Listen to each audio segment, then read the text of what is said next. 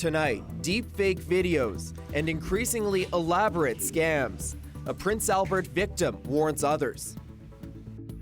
A landmark announcement. Regina named Saskatchewan's first female police chief. And a Saskatoon teenager is just steps away from becoming a chess grandmaster.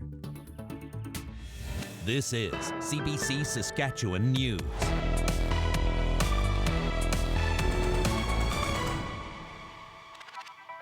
It's Thursday, December 4th. CBC Saskatchewan News starts right now.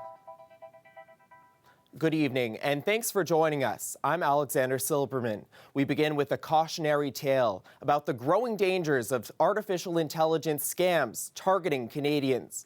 A Prince Albert senior is warning others after getting tangled in a cryptocurrency scheme that cost him thousands. Katie Swires shows us how AI scams are getting harder to detect.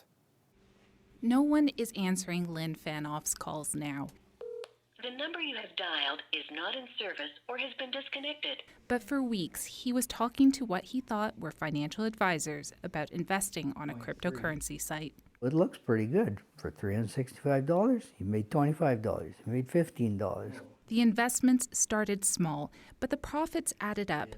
After several $100s landed in his bank account, he invested 3,000 Canadian dollars. But when he tried to withdraw that money, he couldn't. All of a sudden I realized, you know what? We're not playing with money that I made. We're playing with my own money. And I'm not getting my own money back. Fanoff was taken in by something that looked like this. A deepfake video that looks a lot like CBC News content, showing Mark Carney pushing crypto, which appeared on his smart TV, just like a real news program. It seems so real. In a statement, CBC's head of public affairs, Chuck Thompson, noted the alarming rise in fake ads and news stories and said the CBC is committed to fighting disinformation. Experts say these scams are becoming increasingly hard to spot. A lot of people don't realize the extent of AI these days, and the capabilities are growing daily. She also teaches a virtual cybersecurity course for seniors. After being victimized, Fanoff took the course. And I thought, oh, this is me. Fanoff reported the loss to Prince Albert Police, but they told him they would not pursue it. After CBC reached out for comment, they took another look, saying the initial assessment did not meet the expected standard of service. We need to be upfront. We do not have the capabilities and the expertise. Caught with Fanoff's advice is to keep your wallet close to people on the internet. If you give anything, there's a good chance you'll never see your money again. Katie Swires, CBC News, Prince Albert, Saskatchewan. Regina Police made history Wednesday. Lorilee Davies was announced as the new permanent chief, and that makes her Saskatchewan's first ever female police chief. Davies has been acting in the role since April, when former police chief Farouk Sheikh was suspended. He was later fired in October. The Board of Police Commissioners found Sheikh had committed inappropriate conduct. Davies has been with the force since 1996 as both a uniformed officer and with the investigative unit. It's such a humbling day. I'm really overcome with emotion. I've been at Regina Police Service for almost 30 years, and I love this organization. I love the people who work here, and it means a great deal for me to be entrusted in the leadership of this organization and for this great community. Davies will be officially sworn in as chief in the new year. She says her immediate priorities are the budget and focusing on the force's employee wellness programs. A Saskatoon court has sentenced John Olubobokun on assault charges for a second time this year. He's the former director of Christian Center Academy. This week, Olubobokun pleaded guilty to 5 assault charges for hitting several students with a wooden paddle in 2003. A provincial court judge handed Olubobokun a 5-month community sentence order. That means he will serve his sentence in the community under strict conditions. His lawyer had argued for a conditional discharge, and outside of court, Olubobokun apologized. This incident happened 1 month into my tenure as director. None of the parents came to say anything to me. I worked there for 4 more years, and then to find out 20 years later where you thought you were part of a community and you were accepted, it's very sad, it's very unfortunate.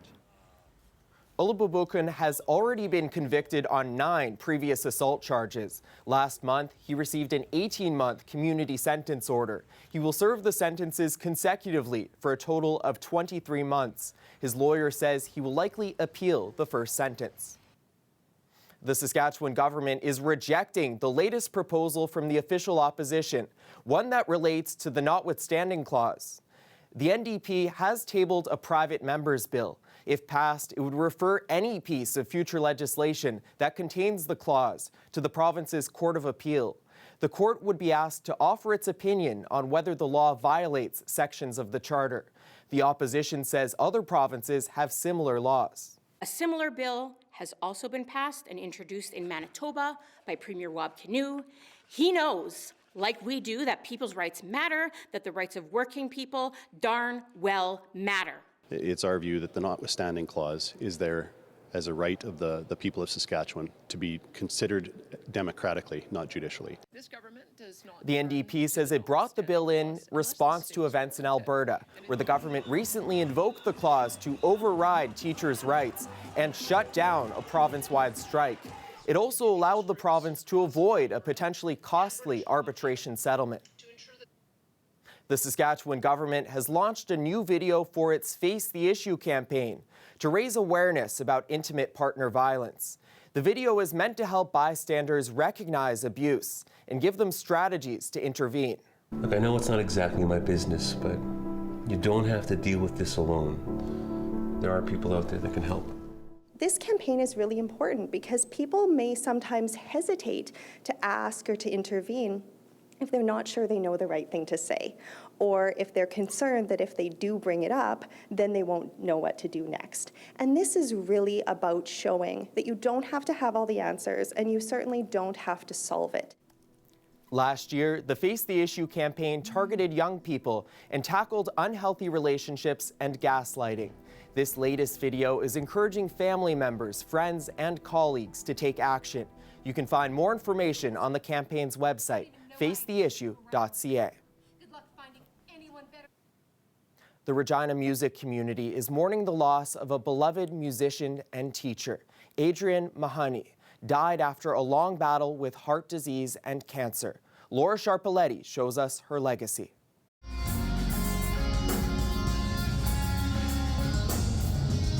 When I first met Adrienne, it's just energy.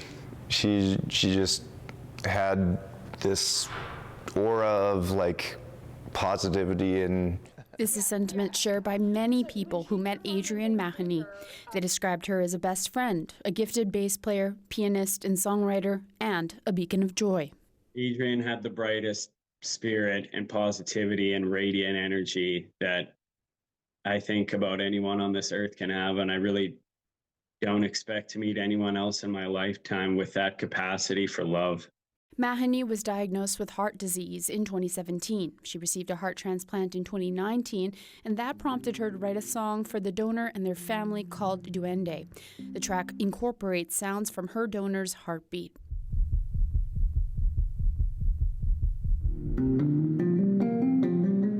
The 41-year-old was a member of the metal band Culebra, performing throughout her battle with cancer and heart disease. Her father says over the summer she was in agony before a concert in Drumheller, but that didn't stop her.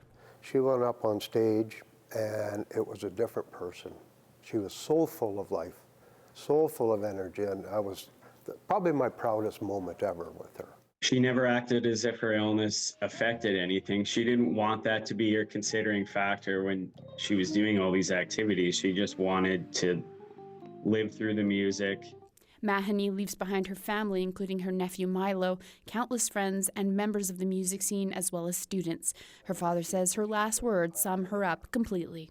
And that's all she talked about was love, and how she loved each one of us. The doctor was sitting there and he was in tears. He said he's never been through a sharing of love, in a passing like that. And that's the legacy Mahoney leaves behind. say the things you need to say to every loved one in your life every day. A traditional Irish wake for Adrienne Mahoney will be held December 12th at the Exchange in Regina, the venue where she first performed at the age of 13 years old. Laura Sharpaletti, CBC News, Regina. Well, with cold weather in full swing, volunteers in Regina are helping people in need stay warm. The Al Ritchie Community Association is hanging gloves, hats, and scarves around this rink, all for folks who might need a little extra warmth in the months ahead. We'll be right back after the break. Stay with us.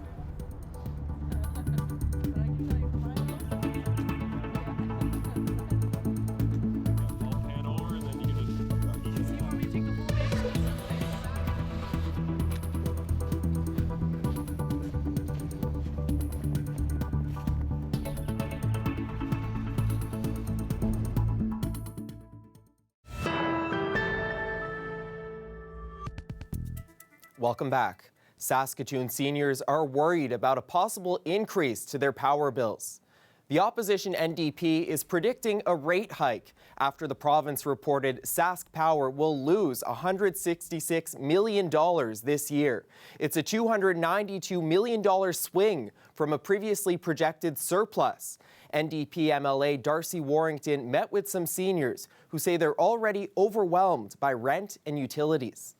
It frightens you because, I think this government is actually in serious trouble, financial trouble, and this $1 billion subsidy of Sask Power really worries me because it's going to be that's going to translate into an increase in energy rates for us. We may as well get a sleeping bag and sleep on the steps of the legislature for 6 months, and maybe they would notice if we had to take a few bodies away. The government has not confirmed whether rate increases are coming. The financials will have to be presented to the legislature for a vote.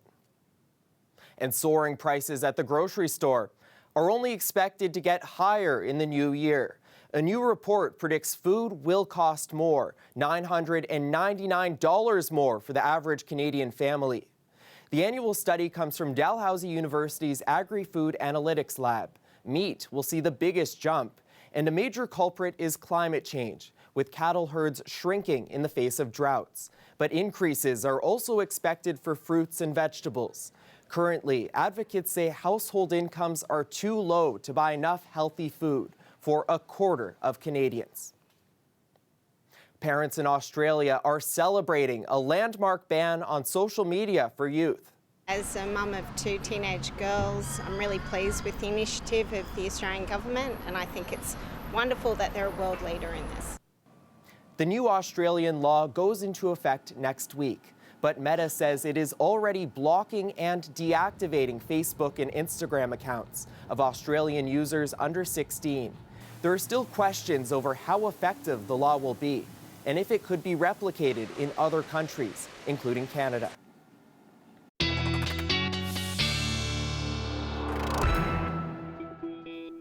And it's time to check in with weather specialist Riley Lachuk. It's a bit cooler out there tonight after a bit of a warm-up over the past few days. How are things looking as we head closer to the weekend? Well, thanks, Alexander. Yeah, I mean, a bit of a grayer day today, a bit drab. We're kind of on this up and down roller coaster across the Prairie provinces in terms of our weather pattern. So you can see the beginnings of another weak clipper that has been pushing south eastward as we've gotten throughout the day. Another clipper that's now out of the province and now pushed off actually into parts of Manitoba and Ontario. And another one yet that is forming over parts of northern Alberta and British Columbia. So in between all of these, yes, we'll get a little bit of snow through the weekend. We are looking at some cold temperatures in between all of this as well. So we'll break it all down for you. Here's where we've seen some of that snowfall throughout the day. Really anywhere sort of west of Highway 11 into the southeastern corner of the province, getting a few flurries or some periods of light snow throughout the day. This is all because of a cold front that's been sinking a little bit to the south as we've gotten throughout the day today, which will play into our weather as we get through the overnight hours here. So for example, Saskatoon, Regina, Mid-morning, we're at about 1 degree, and we've been falling. This is a snapshot around 4 o'clock in the afternoon here, down to -2s, and we'll see that temperature continuing to fall as we get into the morning hours on Friday. So there's that cold front. As it sinks south, it could trigger a few flurries as we get through the overnight hours into early Friday morning, and then high pressure on the heels of this will try to clear us out. It doesn't, I don't think, do a good job. I think Saturday could be more like cloudy with sunny breaks, but certainly into southwestern parts of the province. We could be into some light snow once again ahead of another system that'll broadly bring us another round of precipitation as we get into the weekend here. So all said, this is looking like a pretty general 3 to 5 or 6 centimeters of snow, more so into the southwestern corner of the province, but pretty broadly across the province. I think as we get Saturday into Sunday, we are looking at another round of snow. And in between all of this, we are looking at the polar vortex slipping a little bit further south again, and this will plunge us into some cooler air in between these rounds of snow that we're looking at here as we get into the weekend and into next week here. So your long range looks like this for Regina, mostly cloudy, maybe a couple of stray flurries first thing in the morning for Friday, looking at -8, then some cooler air, and behind that -17 for Saturday. Good chance we'll see another round of some flurries or light snow as we head into Sunday. At this point, -12. We get a bit of a break as we get into Monday before the next one comes into Tuesday, a bit of a warmer couple of days, and then we're back into some cooler air toward the middle and end of next week again as we look toward another system pushing in. So that's why I mean we're on a bit of a roller coaster here as we go up and down over the next few days, over the next week for Saskatoon, -13 into Friday, -21 into Saturday. Same thing, Alexander, up and down temperature-wise, and by midweek we are well below seasonal for this time of the year. All right, thanks, Riley. A Saskatoon teen is climbing the ranks of the chess world. Omid Halidi is just 2 steps away from becoming a grandmaster. Our own Liam O'Connor was brave enough to take him on. This may be my hardest assignment yet. Not only am I taking the best chess player in Saskatchewan on, but I'm trying to interview him at the same time. You have to play your move and then press the Okay, clock. all right. I'm going there. Okay, nope, press the clock. Omid Halidi was born in Saskatchewan but grew up in Iran. He started playing chess when he was 6 years old. I was pretty good. I was pretty talented, and I was gifted in chess. Like when I was starting out, my mom got me into this chess academy, and I played this chess coach. And the funny part is that I won against him. I don't know if he underestimated me or something, but I won against the coach there, like first time playing over the board game. I was like playing it as something fun, and my mom didn't even know that I'm that good about playing chess. He moved back to Saskatoon about a year and a half ago for more business and chess opportunities.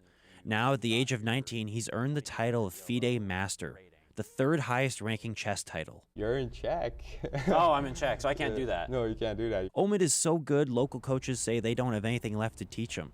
He had to win a certain number of games against high-ranking players to earn the FIDE Master title. It's a big deal for me, becoming a FM titled player was like a big journey for me. It's been a long time since I've been playing chess, and I'm really proud of achieving this. I'll be honest, I'm pretty intimidated to go up against him. Oh, God. My brain is just mush right now. Oh, why did I do that? No, I don't want to do that. I know I don't have many moves left before he beats me. My strategy is just to stay alive. I'm actually impressed right now. Okay. You're defending. Let's go. So what's next for this chess whiz? Becoming FM titled player requires playing a lot of high-level tournaments. And now that I've become FM titled, I could play more and more tournaments like that and play against GMs, and bigger tournaments. There are sections under 2,000 rated titled players, and yeah, now I can play in titled player sections. Give it check. Check. Okay. His next goal is International Master and then Grandmaster. Oh, yeah, that was a mistake. And as expected, he beats me with ease. Okay. Well, good game. Liam O'Connor, CBC News, Saskatoon. And some big news for Rider fans. QB Trevor Harris will be staying with the team. The Grey Cup MVP signed a one-year contract extension, and Harris will be 40 years old at the start of the season. We'll be right back after the break.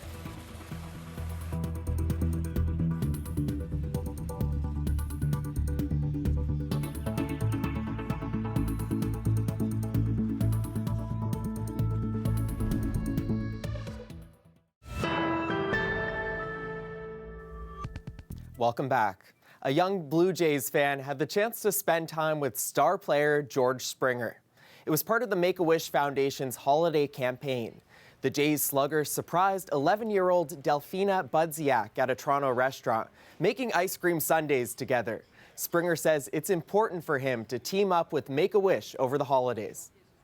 I wish, every kid could get everything that they wanted and enjoy the life that they want to live. So, to be a part of it, to be here, to hopefully, help somebody, it means the world to me. Delphina is a former Make-A-Wish kid born with a rare liver disorder, which she had to get a transplant for. 3 years ago, the organization sent her and her family to Florida, to Disney World, and to catch some Jays spring training action. And speaking of the Jays,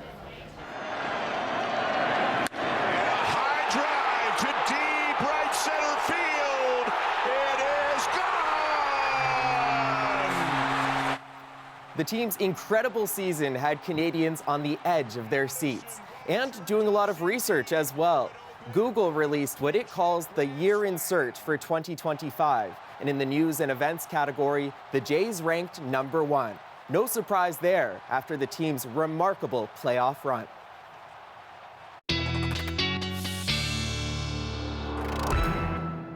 All right, having a look at your forecast overnight as we head into Friday morning, looking at temperatures continuing to fall really across all of south and central Saskatchewan, looking at -11 in Regina into the early morning hours, Saskatoon -15. Where you do enter some cloud cover, particularly in the southwest, the possibility is there as that cold front sinks south that we get into a few flurries, some pockets of light snow even into parts of northern Saskatchewan, Buffalo Narrows at -21, Uranium City at -24. We do get a bit of clearing as we get through the day on Friday, so perhaps more of a mix of sun and clouds in the north by the time we get to the afternoon. That clearing happening in the east a bit later for places like Pelican Narrows into Cumberland House, but barely getting out of the -20s tomorrow. For the south, temperatures below seasonal for this time of the year. Another round of a few flurries coming likely into southwestern parts of the province, and we're looking at temperatures again below seasonal as we head through the afternoon. Alexander -13 by 4 o'clock in Regina. Moosomin also looking at -13 degrees. Thanks, Riley. And that's our show for this Thursday. For more news anytime, you can head on over to our website. Thanks for joining us. We'll see you back here tomorrow evening. Take care.